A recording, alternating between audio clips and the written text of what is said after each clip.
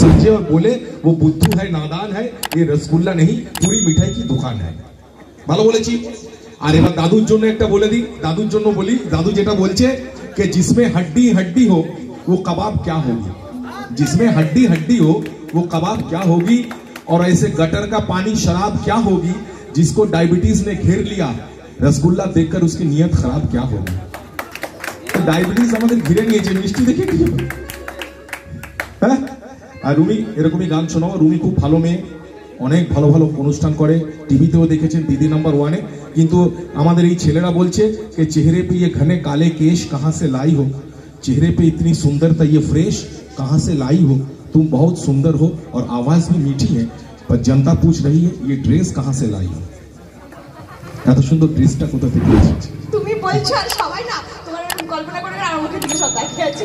হ্যাঁ, ওরা তো কল্পনা লোকে ভেসে গেছে, আমাদের ছেলেরা কল্পনা লোকেই চলে গেছে। তোমাদেরকে তো বাস্তবে সুখ দিতে পারবে না, কল্পনা লোকেই সুখ দেবে। तो তোমরা কল্পনা লোকে বিভিন্ন চিন্তা করো।